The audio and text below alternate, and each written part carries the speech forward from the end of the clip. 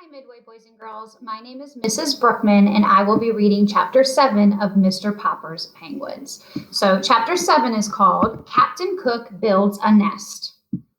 Very reluctantly, Janie and Bill had to leave Captain Cook and go to school.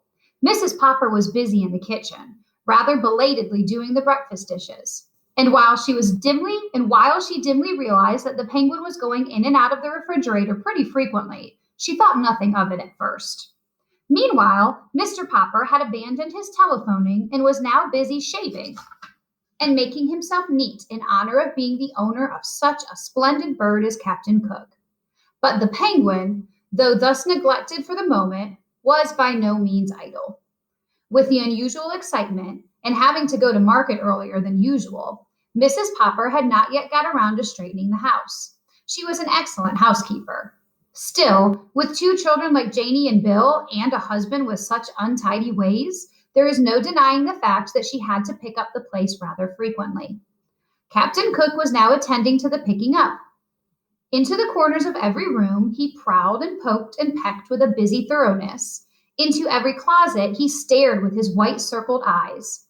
Under and behind all the furniture, he crowded his plump figure with little subdued cries of curiosity, surprise, and pleasure.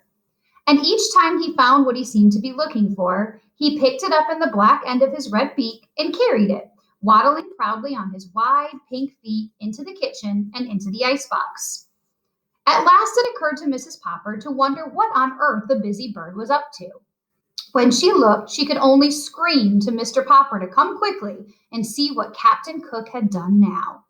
Mr. Popper, himself looking rather remarkable, as Mrs. Popper noticed later, joined her in staring with astonishment into the refrigerator. Captain Cook came up too and helped them look.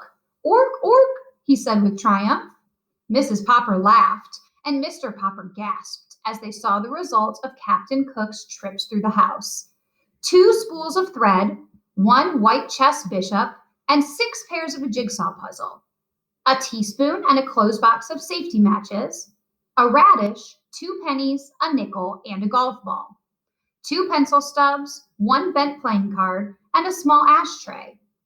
5 hairpins, an olive, 2 dominoes, and a sock. A nail file, 4 buttons of various sizes, a telephone slug, 7 marbles, and a tiny doll's chair. 5 checker pieces, a bit of graham cracker, a Parcheesi cup, and an eraser. A door key, a button hook, and a crumpled piece of tinfoil.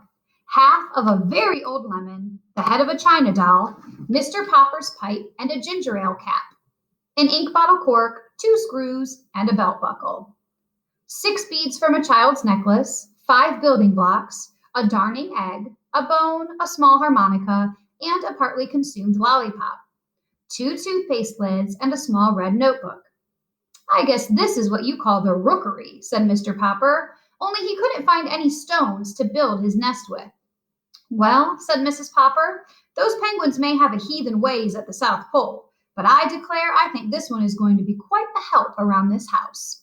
"Ork," said Captain Cook, and strutting into the living room, he knocked over the best lamp.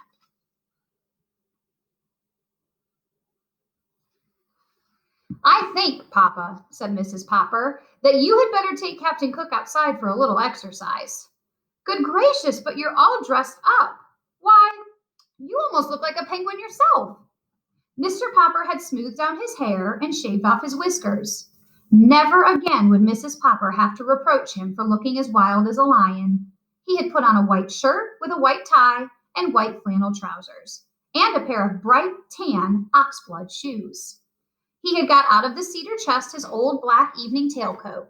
Then he had been married in, and brushed it carefully and put it on too. He did indeed look a little like a penguin. He turned and strutted like one now, for Mrs. Popper. But he did not forget his duty to Captain Cook. "Can I have a few yards of clothesline, please, Mama?" asked Mr. Popper. And that's the end of Chapter 7. I hope you enjoyed it.